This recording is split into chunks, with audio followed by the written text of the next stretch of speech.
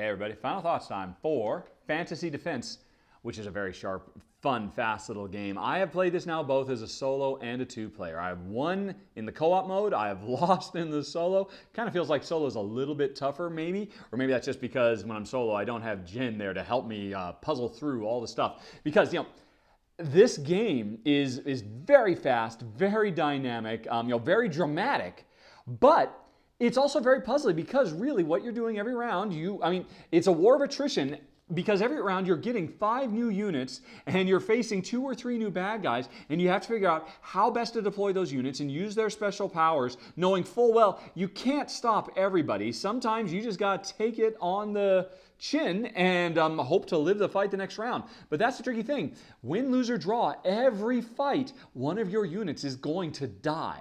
There's no getting around that whatsoever. So, that creates this sense of dread and urgency, and as these forces are just beating you down. And so much of the strategy is about, right, okay, well, if I put everybody over there, we can stop that thing, and that's going to prevent our morale from getting hit from 4.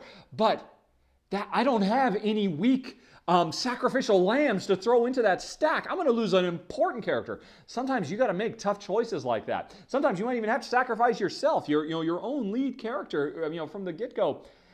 It's sharp. We very much enjoyed it. It's fast. Did I mention that? A solo game, this is maybe a 15, 20-minute game. Co-op, I would still say it's under a half an hour.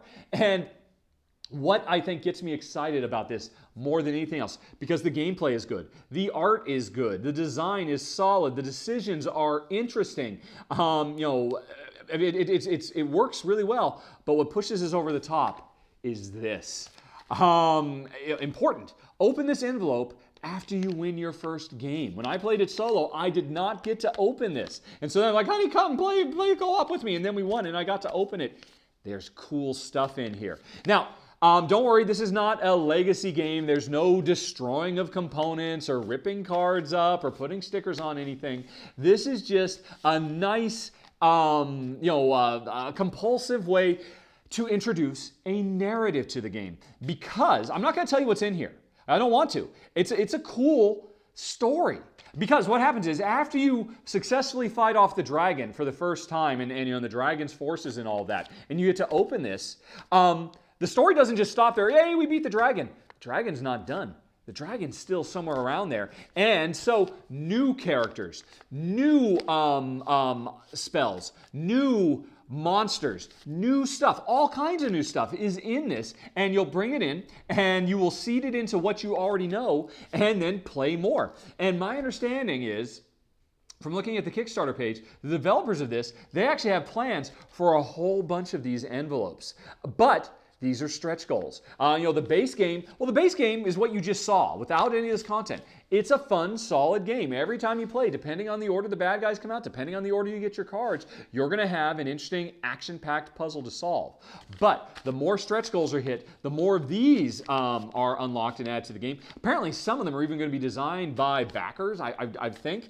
There's the potential for so much expansion in this game. But what gets me even more excited is it's not just, hey, here's more expansion stuff, throw more cards in. It's more story, that there is a narrative thread. The story element that's in here was actually really cool.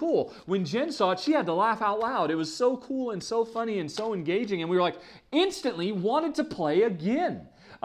Because we wanted to see what all this new stuff did, how it changed it. And I can only imagine it getting better and better and cooler the more stuff gets added in. So for me, I'm telling you right now, fingers crossed, this thing hits a lot of stretch goals, is very, very popular because it's fun, it's solid, it's fast. But the only downside I can say is it's only for 1 or 2 players. There's no 3 or 4 player version of this, as far as I know, in the works. So that might be a limiter for some people, but man, it's sharp. It's fun. The co-op is very interesting. The ability to hand cards to each other and the fact that our spells can work on each other's problems means you are very, very involved with what your teammate is doing because sometimes they're completely hopeless and you've got the perfect card that's no good for you. You don't need it right now, but they need it desperately.